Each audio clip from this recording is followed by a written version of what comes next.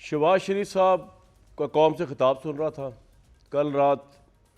Chairman Pakistan Tehreek Insaf की तकरीर जो इंटरनेट पे वो करते हैं वो सुन रहा था।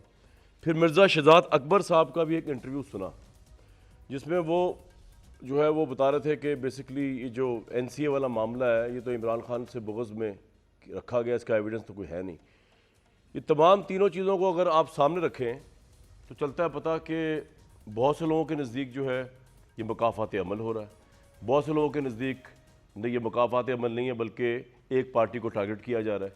लेकिन अब क्या किया जाए कि चेयरमैन तहरीक इंसाफ जिस नवाज शरीफ को कल के खिताब में टेस्ट ट्यूब बेबी कह रहे थे इस्टेब्लिशमेंट का, बेसिकली उसी मुबैना टेस्ट ट्यूब बेबी को हटाया और उस साथ ये भी कह रहे थे चेयरमैन तहरीक इंसाफ के जी किसी को क्या हक है, इस्टेब्लिशमेंट का हक है कि मेरे नाम पे कांटा लगा दे। उस वक्त वो कतई तौर पे भूल चुके थे कि 2017-18 के अंदर जब नवाज शरीफ साहब के नाम पे कांटा लगा उस वक्त की इस्टेब्लिशमेंट जो थी वो ऑन बोर्ड थी चेयरमैन तहरीक इंसाफ के साथ, और उस वक्त की जुडिशरी के भी बहुत से एलिमेंट्स जो थे मुबैना तौर पर वो साथ थे इस सारे प्रोसेस में। तो अपने आप को वो कह रहे थे मैं जायज़ डेमोक्रेटिक पैदाइश हूँ, बाकी सब जो है वो नाजायज़ सियासी पैदाइश है, कोई टेस्ट ट्यूब बेबी है, कोई आमरीत की गोद से निकला है, कोई प्लांट है, लेकिन इस हमाम में सब एक जैसे हैं। और इस वक्त जो मामला चल रहे हैं, जिस तरह नवाज शरीफ साहब का पनामा का मामला था तो उनकी रसीदों का जो है वो हमारे सामने था कि जी रसीदें आ नहीं रही थी, कभी कतर का रेफरेंस था, कभी कहीं और का रेफरेंस था। अभी मेरे सामने जो इमरान खान साहब के केसेस की तफसीलात है उसके अंदर भी उन्होंने स्टे लिया हुआ है। हालांकि इमरान साहब तो बहुत दफ़ा ही कह चुके हैं कि जिसके हाथ साफ होते हैं ना वो स्टे लेता है ना वो तारीखी लेता है, बल्कि वो तो कहता है फौरी तौर पर इंसाफ हो। तो आज मैं पूछूंगा ज़रूर, शुएब शाहीन साहब वकील है तहरीक इंसाफ के हमारे साथ मौजूद हैं, कि ये डिले क्यों हो रहा है, तहरीक इंसाफ की तरफ से डिले क्यों हो रहा है। मुर्तज़ा सोलंकी साहब, आप तो ज़रा एक ओवरऑल कॉम्प्रिहेंसिव एनालिसिस करें ना। बाकी तो पार्टी एफिलिएशन के साथ बैठे हुए हैं इधर। सर यहाँ पे कांटे लग जाते हैं और लग चुके हैं, उसके बावजूद जो इस गवर्नमेंट की परफॉर्मेंस है, अगर हम शुएब साहब शाहीन साहब की बात को ना भी माने कि जी ये कह रहे हैं कि पाकिस्तान तहरीक इंसाफ के तो एक हल्के के ऊपर 6-6 बंदे वोट है, हालांकि इनके तो पार्टी के अंदर मुनज़्ज़म बगावत हो चुकी हुई है, ये खटक साहब हों या इधर हों या कोई उधर हो या कोई किधर हो, इस्तेकाम पार्टी भी आ चुकी है मैदान के अंदर।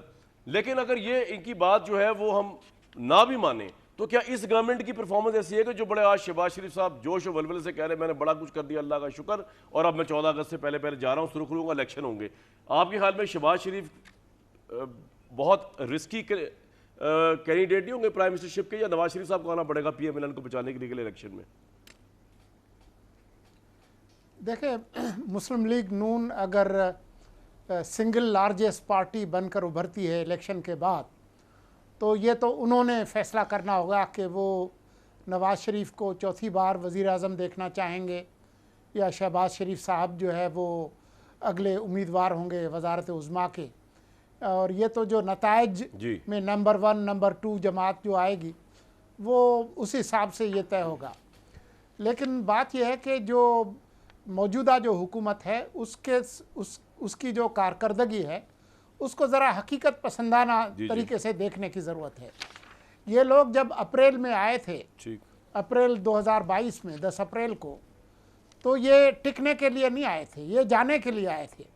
और ये इसका बेतहाशा दस्तावेजी सबूत मौजूद है कि मई 2022 में ये लोग इलेक्शन कराने के लिए तैयार थे। इसकी तफसील में जाएंगे तो मैं आपको तफसील भी दे सकता हूँ। उसको सबोताज सर वो बिल्कुल हमने डिस्कस उसका नाम की है, इमरान खान है। इमरान खान ने 25 मई की कॉल दे दी जी। ठीक ठीक ठीक ठीक, बिल्कुल ठीक। अच्छा, तो बात यह है कि जो 15 महीने गुजरे हैं उसमें और भी बहुत कुछ हुआ है। आपके पास पिछले साल एक बेपनाह सैलाब आया जिसने मुल्क के बड़े हिस्से को मुतासर किया।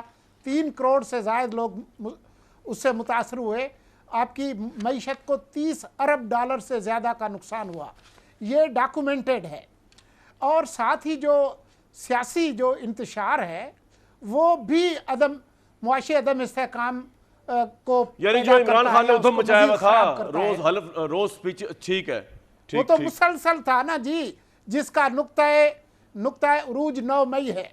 और सिर्फ यही नहीं है बल्कि वो सारी ऑडियो ऑन रिकॉर्ड है कि किस तरीके से शौकत तरीन जो है वो कोशिश कर रहे थे, इनके जो वज़राए ख़जाना थे, कि जी किस तरह से IMF को कहें कि जी आप ये मुआहदा ना करें, और जो बैनुल अक़वामी कैंपेन जो मुल्क के अंदर। मुर्जा साहब, लेकिन इसके बावजूद आपको लगता नहीं है कि पीटीआई का सपोर्टर ये बात मानने को तैयार नहीं है?